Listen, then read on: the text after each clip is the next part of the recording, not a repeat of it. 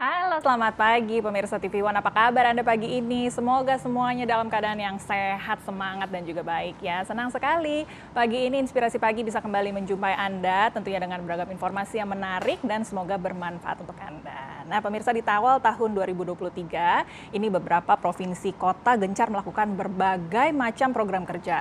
Salah satunya adalah Kota Tidore Kepulauan. Nah, seperti apa pencapaian Pemkot Tidore Kepulauan di tahun 2022 dan kira-kira strategi apa nih yang akan dicapai di tahun 2023 untuk membangun roda perekonomian dan tentunya meningkatkan kesejahteraan masyarakat. Kita akan sapa tamu saya pagi ini, sudah bergabung di studio TV One pagi ini. Ada Bapak Kapten Ali Ibrahim MH selaku Wali Kota Tidore Kepulauan. Halo, selamat pagi Bapak. Pagi Mbak. Apa kabarnya? Alhamdulillah. Terima kasih sudah datang dari Tidore ya. Kita sapa dulu, mungkin sudah siang saat ini di Tidore ya. Sudah jam 12 siang. Waduh, selamat siang teman-teman di Tidore. Kali ini kita mau ngobrol mengenai pencapaian Kota Tidore Kepulauan ini di tahun 2022. Ada apa saja, boleh diceritakan sedikit Pak? Sejak kami dilantik tahun 2016 pada periode pertama, saya Kapten Ali Ibrahim dan Muhammad Senin, yaitu peningkatan kesejahteraan masyarakat. Ya. Penurunan angka kemiskinan, itu adalah musuh kita semua, musuh kita bersama. Dan yang selanjutnya adalah penurunan stunting dan inflasi dan angka pengangguran. Baik. Jadi dari tahun 2016 sampai tahun 2022 kemarin ada banyak kemudian program-program yang dilakukan ya. Khususnya di tahun 2022 ada apa tuh Pak? Ada juga pada tahun 2022 ya, angka pengangguran menurun menjadi 2,8%. Baik. Terus inflasi kami menjaga 1,14%. Di samping itu juga sesuai dengan instruksi Presiden Bapak Jokowi bahwa stunting. Ya. Stunting itu dari 29,1 dari 25,1 menurun menjadi 19,1 penurunannya stunting. Urutan kedua dari Provinsi Maluku Utara. Baik. Tentunya ini ada program-program yang dilakukan sehingga angka-angka ini bisa tercapai sesuatu perubahan yang begitu baik. Ya. Ada program unggulan mungkin 1-2 yang boleh diceritakan Pak? Ya, program pengunggulan yaitu bagaimana kami pada periode kedua. Ya. Kami mengejar stunting. Dan mengurangi angka pengangguran. Baik. Gitu. Karena memang ketika angka stunting itu diperbaiki, pengangguran juga semakin menurun, pada akhirnya pasti meningkatkan kesejahteraan masyarakat pada akhirnya ya. Ada satu acara yang begitu menarik, salah satunya ini di tahun 2022 adalah Sel Tidore. Boleh diceritakan kemudian Pak? Alhamdulillah pelaksanaan Sel Tidore, acara Sel Tidore tahun 2022 adalah lancar dan meriah. Baik. Ini atas dukungan berbagai pihak dan terutama pemerintah pusat. Yang kedua, ribuan masyarakat mengunjung ke Sel Tidore berbagai daerah, sehingga itu yang harapan kami. Dampak ekonominya pada saat itu yaitulah peningkatan transportasi. Yang menunjuk sekali itu transportasi, pendapatan masyarakat di bidang transportasi dan peningkatan ekonomi. Baik. Perdagangan dan juga UMKM dan industri kreatif.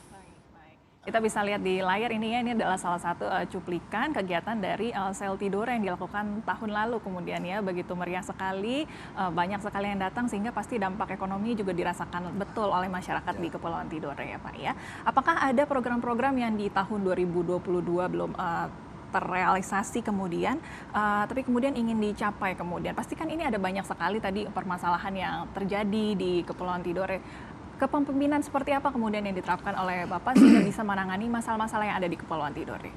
Jadi program pada tahun 2022 kami telah realisasi program 90% dan efisiensi 10% dari total anggaran APBD. Di samping itu juga kami surplus pendapatan PAD, surplus 4% dari target. Baik. Baik, baik. Ada pola kepemimpinan khusus yang dilakukan kemudian dari Bapak sehingga bisa meningkatkan tadi begitu banyak angka yang meningkat, pengangguran menurun, angka stunting bisa kemudian menurun. Apa yang dilakukan secara khusus dan spesifik selama oleh kami Bapak? kepimpinan dalam 2 periode, satu hal yang dicatat yaitu disiplin harga mati. Baik. NKRI harga mati. Nah, dari disiplin itulah kami membuat, menginstruksikan kepada seluruh organisasi perangkat daerah atau SKPD membuat komitmen kinerja perjanjian kerja. Baik. Dari atasan sampai bawahan. Ya. Itu yang kami berpegang kepada situ. Sehingga apa yang kami lakukan ini memang berhasil. Kedisiplinannya itu tanpa disiplin saya yakin tidak akan berhasil. Baik, baik.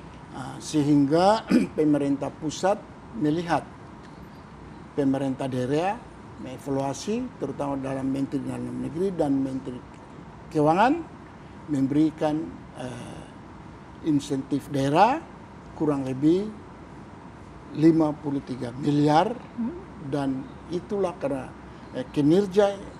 kinerja ASN tadi dengan kontrak kerja sehingga kami memberikan reward berupa tunjangan kesejahteraan pegawai yaitu TPP. Baik, baik. Jadi berjalan beriringan ya Pak ya, kedisiplinan sehingga betul-betul bisa bekerja dengan giat tapi juga diberikan reward berupa tunjangan sehingga bisa bekerja melayani lebih baik lagi untuk masyarakat. Baik, begitu menarik tapi kita harus tahan sebentar nih Pak ya karena kita ingin sekali memperkenalkan lebih jauh. Mungkin saya sendiri belum pernah ke Tidore nih. Mungkin Anda sendiri pemirsa di rumah, pemirsa TV One ingin tahu lebih banyak mengenai Tidore seperti apa, pariwisatanya seperti apa. Nanti kita bahas boleh ya Pak ya, kita cerita lebih banyak mengenai Kepulauan Tidore. Jadi Anda jangan kemana-mana, tetap di Inspirasi Pagi.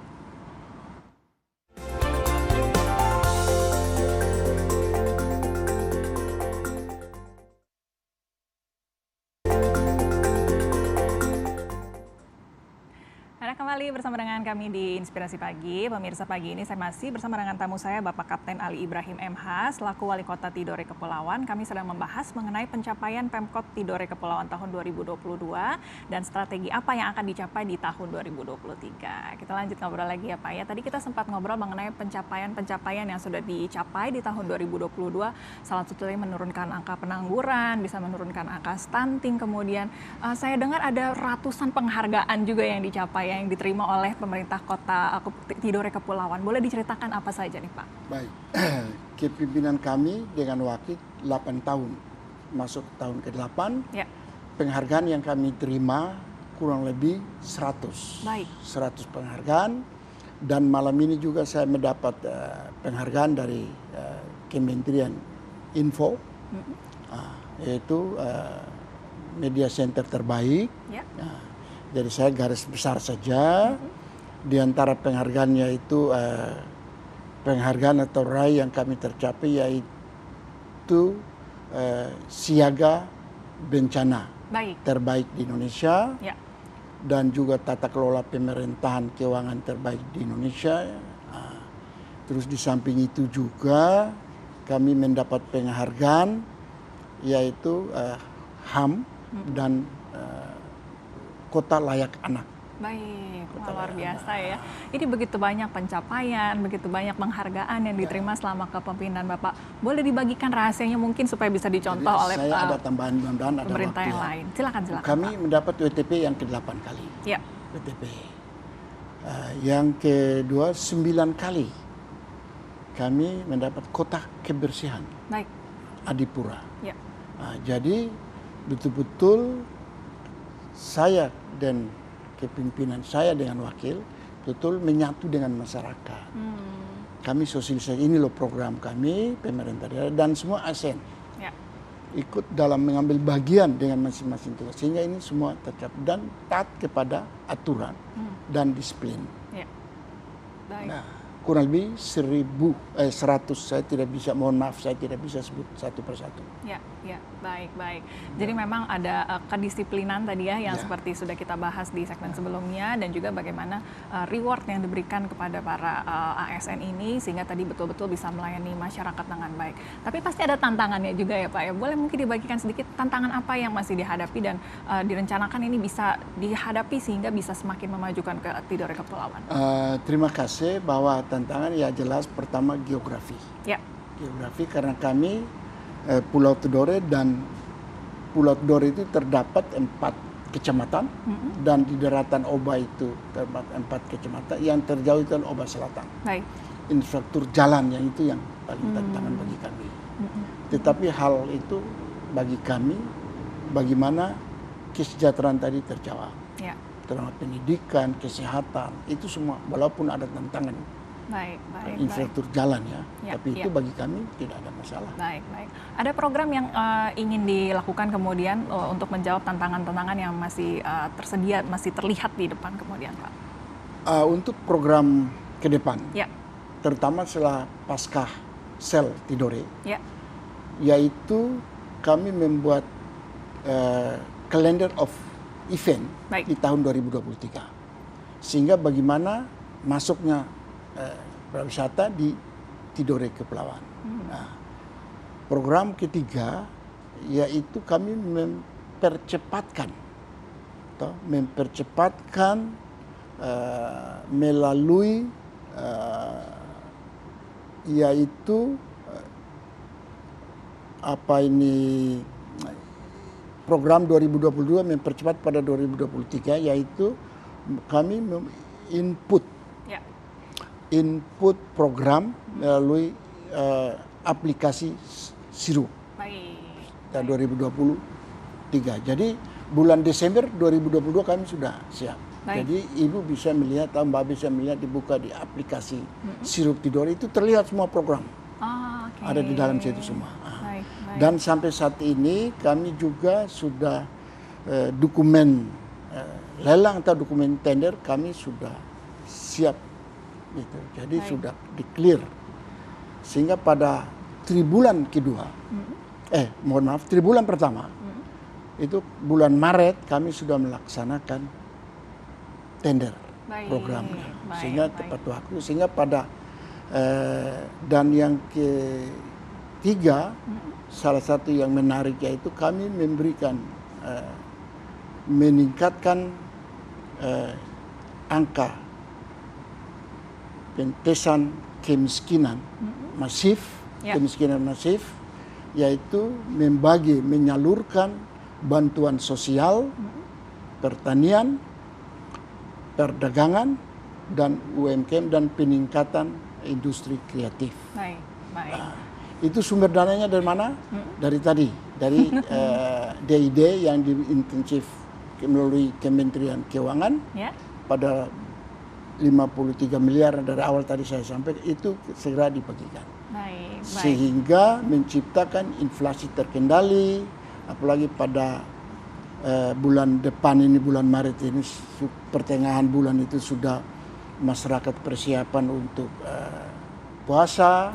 Dan anak-anak yang orang tuanya menyekolahkan anak, jadi itu kami cepat mempercepatkan itu. Baik, luar biasa ya, ketika mungkin di awal tahun pemerintah kota lain masih bersiap-siap, tapi kalau untuk Tidore Kepulauan sudah maju begitu ya, sudah dilakukan sehingga bisa lebih siap, bisa lebih maju lagi, sehingga capaian di tahun 2023 ini pasti bisa lebih baik lagi ya. Tadi kita sempat mau bahas mengenai pariwisata, belum kita bahas nih Pak ya. Setelah ini ya kita bahas, tapi kita tahan sebentar, nanti kita akan cerita nih mengenai apa sih kelebihan dari Tidore Kepulauan, sehingga mungkin Anda yang tertarik, ingin tahu lebih banyak, nanti kita akan bahas. Jadi jangan kemana-mana, tetap di Inspirasi Pagi.